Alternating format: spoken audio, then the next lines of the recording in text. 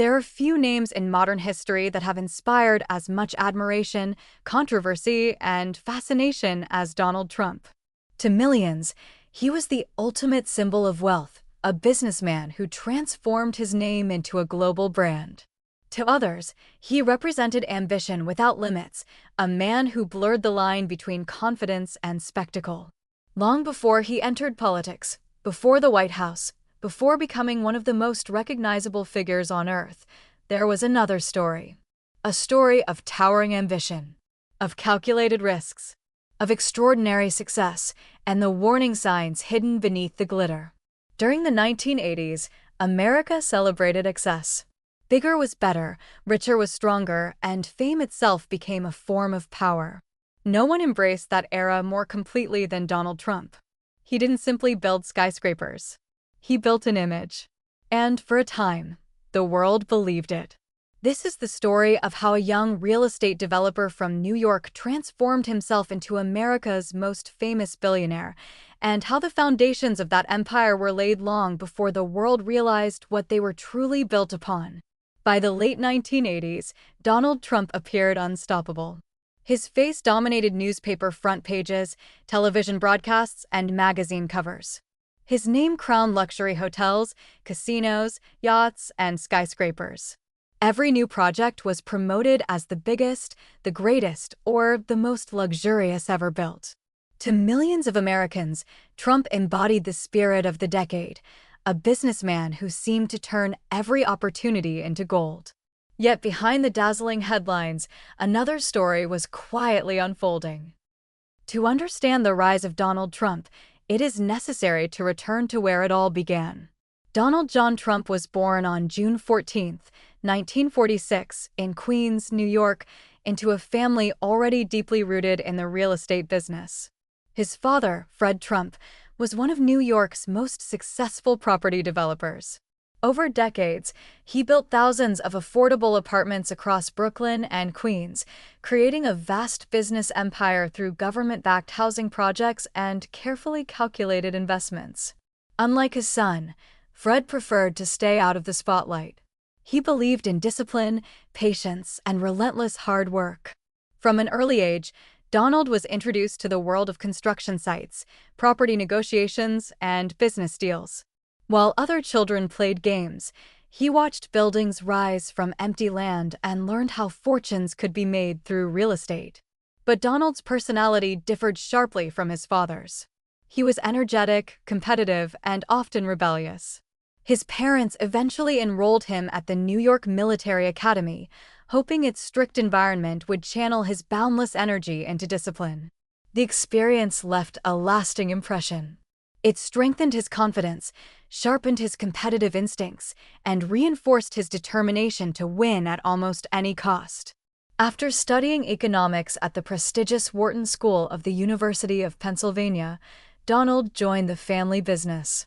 While many young Americans of his generation were consumed by the social and political upheavals of the 1960s, Trump focused on one goal alone: finding opportunities to build wealth.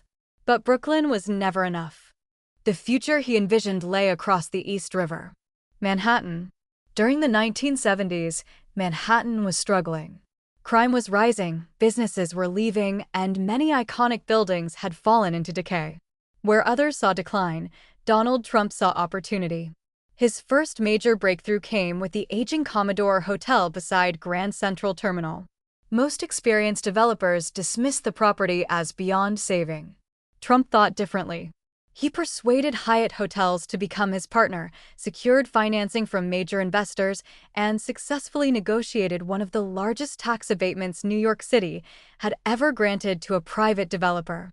The neglected hotel was transformed into the Grand Hyatt, becoming one of Manhattan's most visible symbols of urban renewal. The project instantly elevated Trump's reputation. He was no longer simply Fred Trump's son.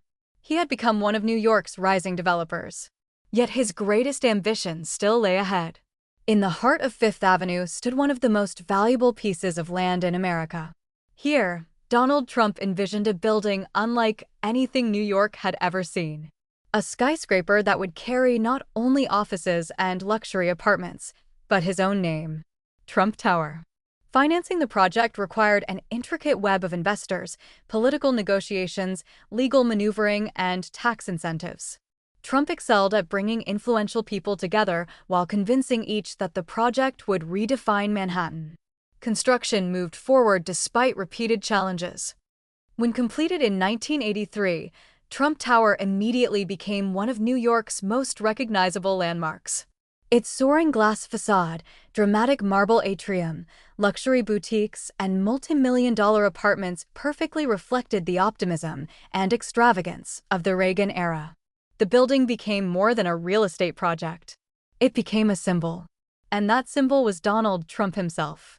Yet Trump understood something many businessmen did not. Success alone was not enough. Perception mattered just as much. He cultivated an image with extraordinary precision. Every building was described as the finest. Every deal became historic. Every success became a headline.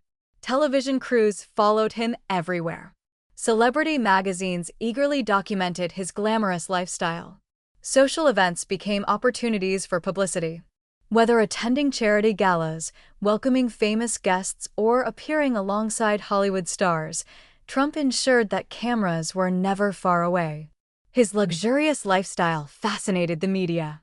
His wife, Ivana Trump, became a celebrity in her own right, and together they represented wealth, glamour, and success during an era obsessed with all three. Trump had mastered something beyond real estate. He had mastered branding. His greatest product was no longer a hotel or an office tower. It was the name Trump. Critics, however, viewed the phenomenon differently. Some argued that Trump carefully exaggerated his achievements. They accused him of inflating building heights, overstating financial victories, and using publicity as a business strategy. Journalists noted that many sensational stories surrounding his projects often originated from Trump's own promotional campaigns. Even criticism became part of the spectacle. When architectural reviewers questioned his designs, Trump frequently responded with lawsuits or public attacks, refusing to allow negative headlines to define his image. For him, attention itself had value. Whether positive or negative, remaining in the public eye meant remaining relevant. By the end of the 1980s, Donald Trump had become far more than a developer. He was America's celebrity billionaire. His best-selling book, The Art of the Deal, presented him as the master negotiator whose instincts never failed. His private jet, enormous yacht, lavish residences, and luxurious lifestyle projected an image of limitless success. To many Americans, he represented the belief that ambition alone could conquer any obstacle. Yet beneath the polished image, subtle cracks had already begun to appear. The empire was growing at a breathtaking pace. So were its risks. The same aggressive borrowing, relentless expansion, and unshakable confidence that had fueled Trump's rise would soon be tested on a scale no one could have imagined. The age of triumph was nearing its peak. And the next chapter would reveal the true cost of building an empire on ambition alone. The success of Trump Tower marked a turning point. Donald Trump was no longer simply a New York real estate developer. He had become a national celebrity. By the mid-1980s, his name had evolved into one of the most recognizable brands in America. Every new project promised to be bigger than the last. Every announcement generated headlines, and every success reinforced the image of a businessman who seemed incapable of failure. But Trump wasn't satisfied with conquering Manhattan. His ambitions stretched far beyond the city's skyline. He envisioned an empire that would extend into hotels, casinos, sports, airlines, and luxury living, an empire where the name Trump itself would become synonymous with wealth, power, and success. For Donald Trump, publicity was no longer a consequence of business. It had become one of his greatest business strategies. The American economy was booming, fueled by easy credit, soaring stock markets, and a culture that celebrated wealth like never before. It was an era of excess. Luxury became aspiration. Celebrity became influence. And Donald Trump positioned himself at the center of both. Magazine covers portrayed him as America's ultimate billionaire. Television cameras followed his every move. Whether attending glamorous charity galas, hosting celebrities inside Trump Tower, or unveiling another ambitious project, Trump understood that visibility created value. To many Americans, success wasn't simply measured by profits. It was measured by headlines. And no businessman generated more headlines than Donald Trump. Trump carefully cultivated an image larger than life. His projects were described as the finest, his hotels the most luxurious, his casinos the most profitable, his yacht the grandest. Even his personal residence inside Trump Tower reflected that philosophy, a lavish 3-story penthouse decorated with marble, gold, and extravagant furnishings that symbolized the wealth and confidence of the decade. His lifestyle fascinated the public. Television programs showcased his properties. Newspapers eagerly covered his latest purchases. For millions of Americans, Donald Trump had become more than a businessman. He had become a brand. That brand expanded rapidly. Hotels, luxury apartments, airlines, yachts, casinos. Every venture carried the Trump name, reinforcing the idea that anything associated with him represented prestige and success. His best-selling book, The Art of the Deal, further strengthened that image. It portrayed Trump as a master negotiator whose instincts consistently turned opportunity into fortune.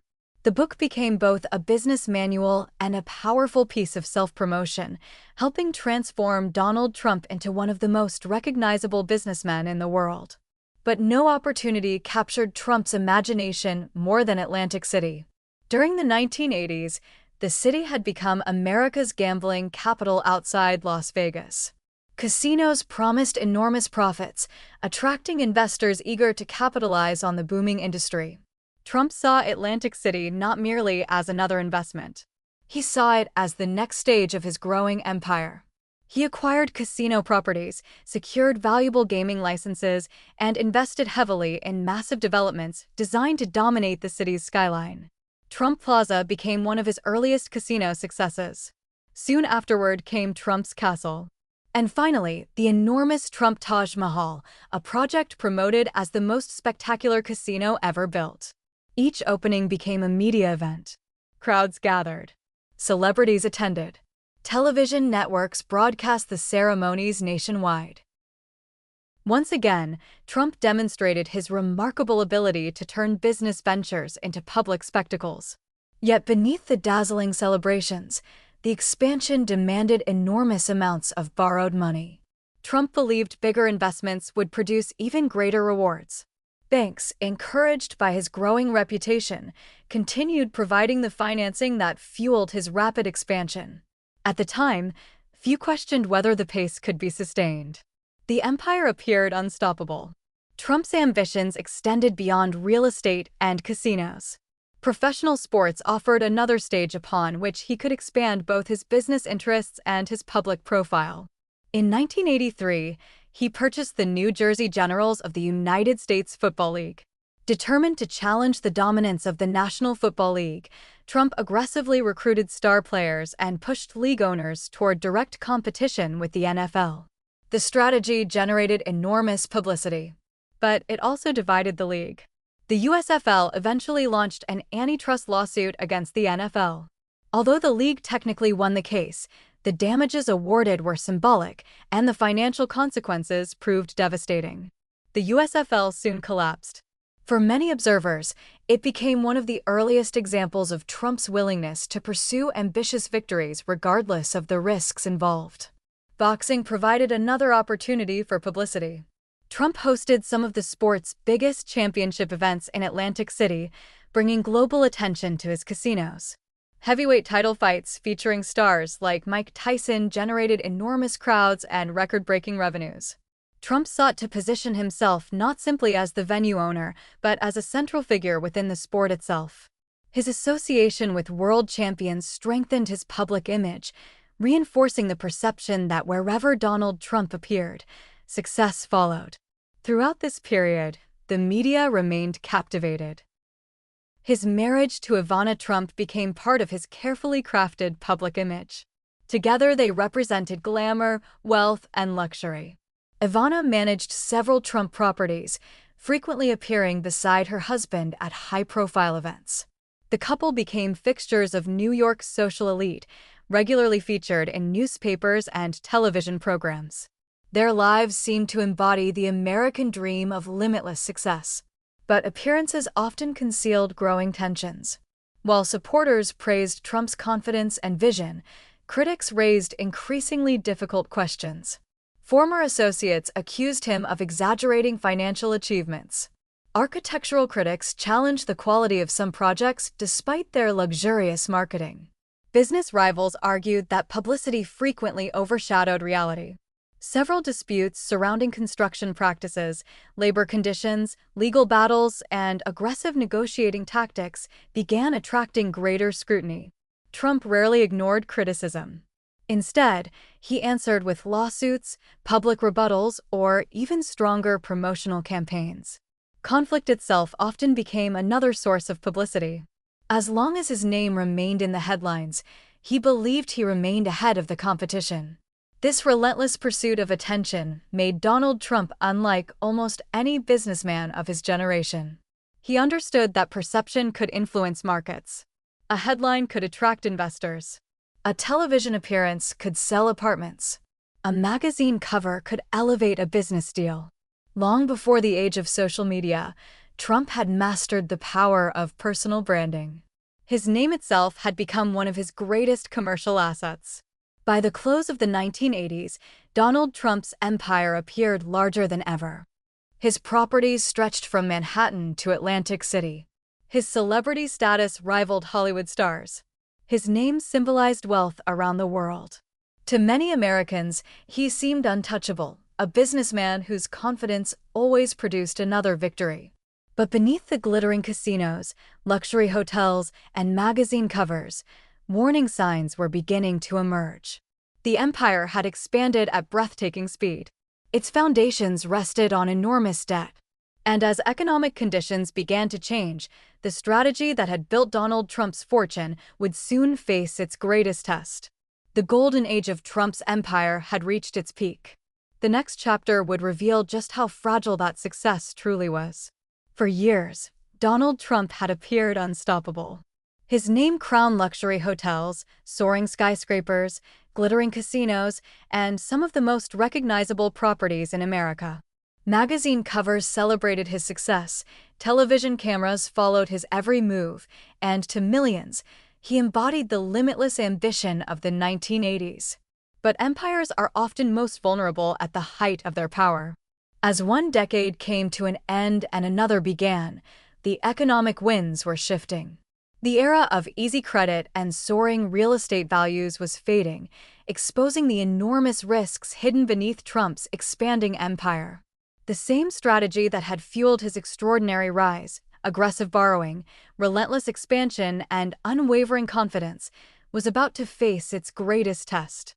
For the first time in years, Donald Trump was no longer building an empire. He was fighting to save one. By the close of the 1980s, America's economic landscape was beginning to change. The era of easy credit was fading. Property values slowed, interest rates climbed, and financial institutions became increasingly cautious about lending. For many developers, the shift was difficult. For Donald Trump, whose empire depended heavily on debt, it posed an existential threat. The image of limitless wealth remained intact in public. Behind closed doors, however, a different reality was emerging. Many of Trump's businesses were struggling to generate the income needed to support the enormous loans that financed his rapid expansion. His casinos, once promoted as engines of endless profit, carried staggering debt. Luxury properties demanded constant investment. Every new acquisition added another financial burden. The empire had become too large to slow down. The warning signs soon became impossible to ignore. Financial reports revealed that only a handful of Trump's major assets remained consistently profitable. The rest were burdened by declining revenues and mounting obligations. Banks that had once competed to finance his ambitions now questioned whether the empire could survive. At one point, Trump's liabilities reached extraordinary levels, placing hundreds of millions of dollars and eventually billions in borrowed money at risk. The businessman who had spent years presenting himself as America's richest developer now found himself fighting to convince creditors that his empire was still worth saving. For the first time, the headlines were no longer celebrating his victories. They were questioning his future. As financial pressures intensified, another crisis unfolded in public view. For years, Donald and Ivana Trump had symbolized wealth, glamour, and success. Together, they had become one of America's most recognizable power couples. But behind the carefully crafted image, their marriage was unraveling. Rumors surrounding Trump's relationship with actress Marla Maples quickly spread through newspapers and television programs. What had once been whispered in gossip columns became front-page news. The divorce dominated media coverage, transforming a private family matter into a national spectacle. For a man who had mastered publicity, this was different. The attention was no longer under his control. Instead of celebrating another business triumph, newspapers mocked the collapse of his carefully constructed public image. The celebrity billionaire who had always dictated the narrative was suddenly becoming its subject. The changing media landscape reflected a dramatic shift in public perception. During the 1980s, journalists had often embraced Trump's larger-than-life persona, eagerly repeating claims about record-breaking deals and extraordinary achievements. Now, many of those same publications began asking difficult questions. How valuable were his assets, really? How much debt had accumulated behind the scenes? And how much of the empire rested on image rather than financial strength? The businessman once praised as the symbol of American success became a symbol of excess. The media that had helped create the legend now found equal fascination in documenting its decline. Meanwhile, critics who had long questioned Trump's methods found their voices amplified. Former employees described a demanding and often volatile leader. Business rivals accused him of exaggerating accomplishments and prioritizing publicity over substance. Contractors and workers revisited long-standing disputes involving unpaid bills, legal battles, and construction practices. Investigations also renewed attention to controversial aspects of several Trump projects. Questions resurfaced regarding labor conditions during the construction of Trump Tower, including allegations involving undocumented workers, workplace safety, and asbestos removal. Other reports examined Trump's relationships with politically connected advisors, influential lawyers, and individuals linked to organized crime investigations. Although Trump consistently rejected accusations of wrongdoing and defended his business practices, the controversies further complicated an already difficult period. The scrutiny extended beyond New York. In Palm Beach, Florida, Trump encountered resistance unlike anything he had experienced in Manhattan. His purchase of the historic Mar-a-Lago estate had been promoted as another remarkable acquisition. But disputes with local officials over zoning, airport noise, tax assessments, and redevelopment plans placed him at odds with many residents. Unlike New York, where Trump had often secured major concessions through political negotiations, Palm Beach proved far less accommodating. The conflicts highlighted an uncomfortable reality. Influence that worked in one city did not always translate elsewhere. Atlantic City presented even greater challenges. Trump had invested enormous sums into transforming the city's casino industry. Trump Plaza, Trump's Castle, and the ambitious Trump Taj Mahal were intended to dominate the market. Instead, growing competition, declining revenues, and overwhelming debt placed enormous pressure on the casino empire. The extravagant developments that once symbolized unlimited growth were becoming increasingly expensive to sustain. Each new loan provided temporary relief, while deepening long-term financial obligations. The strategy that had fueled expansion now threatened the survival of the entire enterprise. Perhaps the greatest challenge Donald Trump faced was preserving the image upon which so much of his success depended. For years, confidence had been one of his most valuable assets. Investors believed in his vision. Banks trusted his reputation. The public admired his apparent success. But confidence is fragile.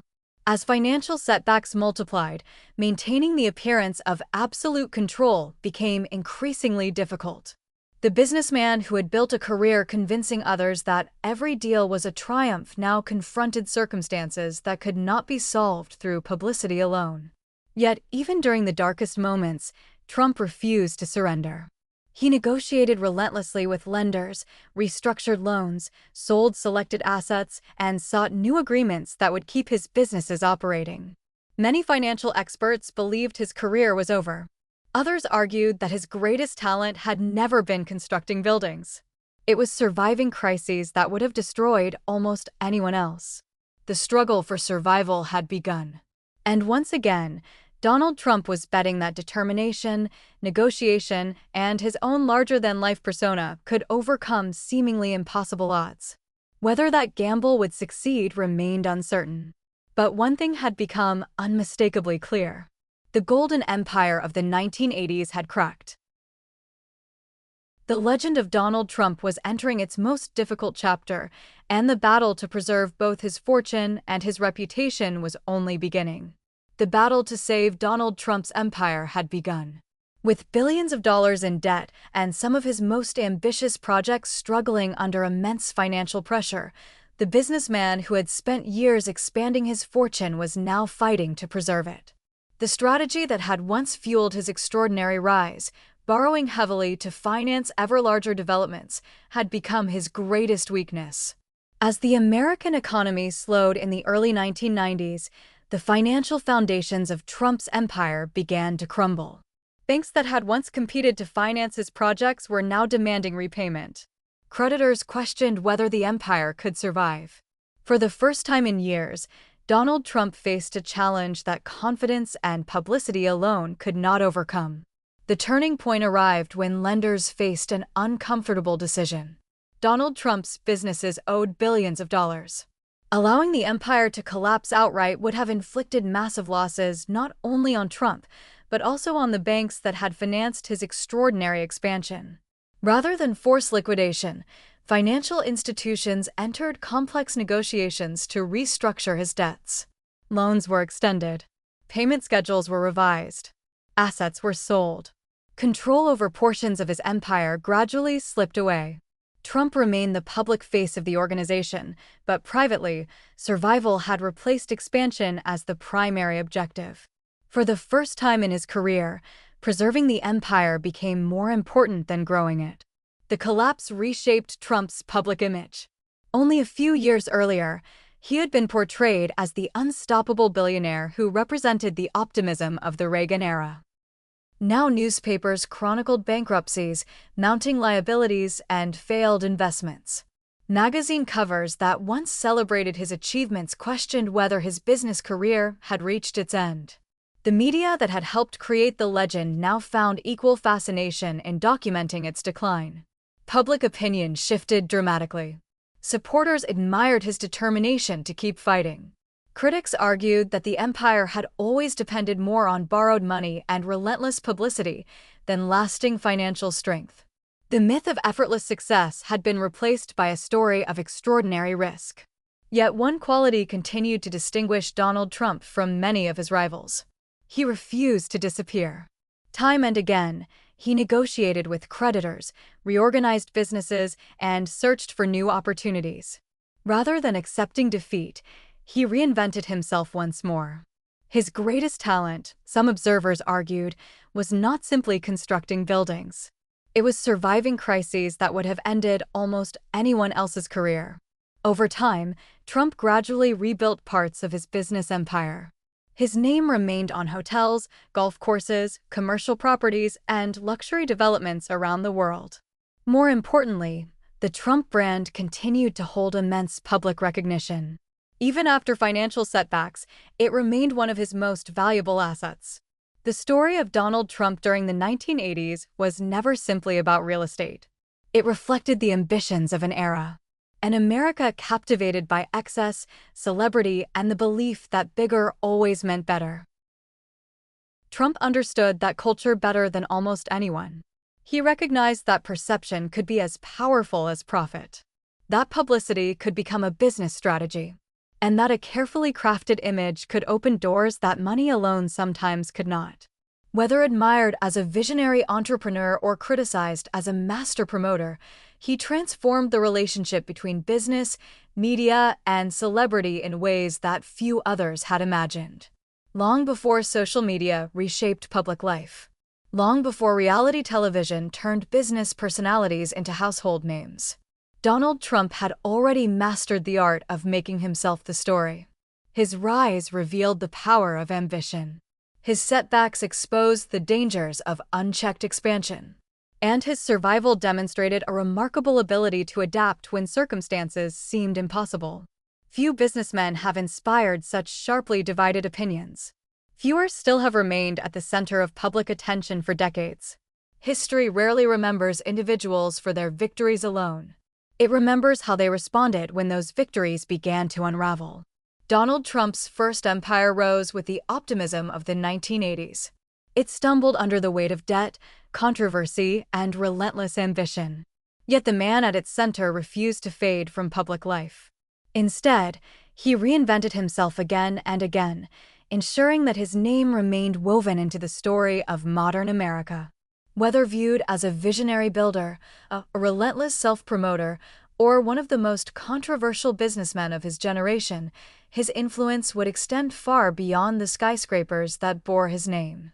Because for Donald Trump, the fall of one empire was never the end of the story. It was only the beginning of another chapter, one that would eventually carry him from the world of business to the highest office in the United States.